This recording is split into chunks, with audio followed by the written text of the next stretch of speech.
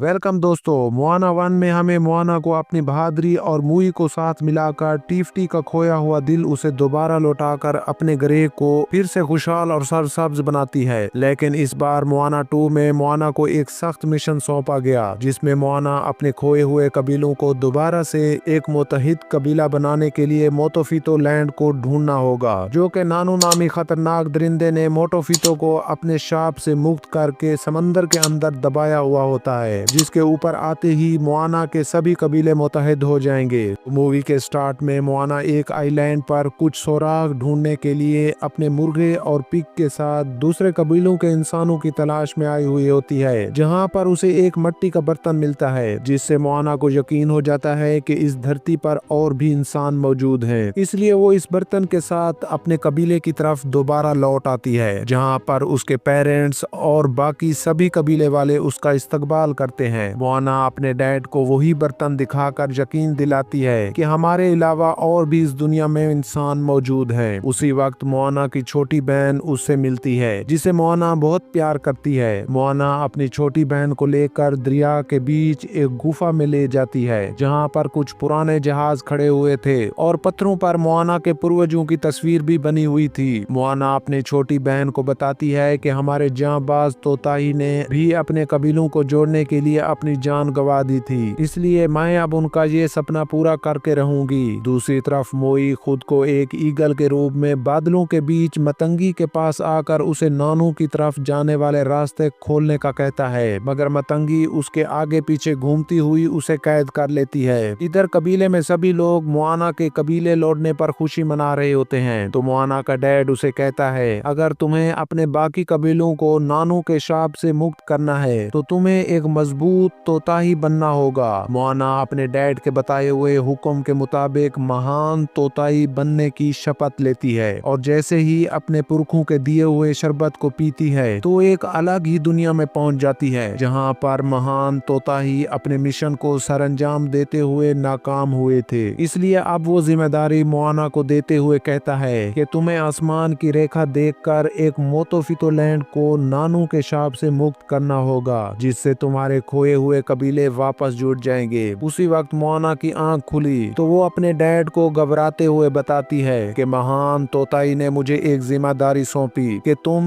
मोटोफितो land को ढूंढकर अपने खोए हुए कबीलों को दोबारा जोड़ना होगा, वगरना नानू वहशी अपने शाप से इंसानों को इस दुनिया से मिटा देगा। तो मोआना इस मोटोफितो लैंड को ढूंढने के लिए अपने डैड से पूछती है, मगर उसका डैड उसे वहां जाने से मना करता है, क्योंकि वो जानता था कि अगर हमारे महान तोताई भी इस सफर से नहीं लौट पाए तो शायद मोआना भी इस सफर के साथ हमसे दोबारा ना मिल पाएगी, जिस पर उसकी छोटी बहन भी उसे मना करती है। तो मोआना उसे समझाती है कि देखो, ये समंदर मुझे कुछ नहीं करेगा, क्योंकि ये मेरा फ्रेंड है, तुम परेशान ना हो, मैं जल्द ही अपने कबीलों के लोगों को जोड़कर वापस लौटूंगी। जिस पर मोआना की माँ उसे हिम्मत दिलाते हुए अपने महान तोताई का हुक्म मानने के लिए उसे तैयार करती है। तो मोआना अपनी मदद करने के लिए अपने कबीले के 3 जांबाज आदमियों को चुनती है। इसमें एक सब्जी उगाने वाला बूढ़ा, और दूसरा भविष्य बताने वाला आदमी, और तीसरी जो तूफान के आने पर बूट को फौरी तौर पर मुरम्मत कर सके। मोआना भी अपने कबीले के लोगों, अपने मुर्गे और पिग के साथ मोटोफितो को ढूंढने के लिए निकल पड़ती है। दूसरी तरफ मोई को दिखाया जाता है, जो मतंगी के जादुई जाल में अपने हथियार के साथ लटका होता है। वो खुद को छुड़ाने की बहुत कोशिश करता है, मगर मतंगी के जादुई फंदे से नहीं निकल पाता। इधर मोआना और उसके साथी मस्ती करते हुए आगे की तरफ बढ़ रहे होते हैं कि उसी वक्त उन्हें एक ऐसा लैंड दिखाई देता है, जिसके अंदर जाते ही वो सब चीजों को अपने अंदर निगल लेता है। मोआना और उसके साथी उसे देखकर अपने बोट को घुमाने लगते हैं, मगर समंदर का बहाव तेज होने की वजह से उसके अंदर खींचे चले जाते हैं। तो मोआना चालाकी से वहां के एक अजीब नारियल मखलूक की बूट के साथ रस्सी बांधकर अपनी बूट को दूसरी तरफ मोड़ लेती है। तो नारियल की सेना मोआना और उसके दोस्तों पर हमला करके उनका जिस्म शाल कर देते हैं। फिर नारियल मोआना के साथी को पिक्चर बनाते हुए उसकी जबान में समझाते हैं कि अगर तुम मोई से हमारी जान बचाओगे तो हम तुम्हें मोटोफितो की तरफ जाने के लिए रास्ता बताएंगे और आपकी मदद भी जरूर करेंगे। बस तुम्हें इस जादुई कलम को इस सिप्पी के पेट में घुसेड़ देना है, जिससे ये खुद ही तुम्हें मोतोफितो की तरफ ले जाएगा। मोआना और उसके दोस्त जाकर सिप्पी के अंदर इस कलम से वार करते हैं तो सिप्पी अपना मुंह बंद कर लेती है और उसके साथ ही मोआना उसके दोस्त सिप्पी के पेट में चले जाते हैं जहाँ पर मोई कैद में होता है, मगर मोआना उनके साथ नहीं होती। मोई उनको देखकर हैरान हो जाता है कि आखिर तुम यहाँ पर कैसे पहुँचे, और मोई अपनी चालाकी से अपने हथियार को लेकर मतंगी की कैद से आजाद हो जाता है और फिर मोआना का पूछता है। दूसरी तरफ मोआना एक जगह पर बेहोश पड़ी हुई थी। जैसे ही उसकी आंख खुली तो मतंगी उसके सामने आकर कहती है कि मैं जानती हूँ कि तुम अपने कबीलों को जोड़ना ही तुम्हारा मकसद है, जिस पर मतंगी भी मोआना की मदद करने के लिए तैयार हो जाती है क्योंकि वो भी अब नानू की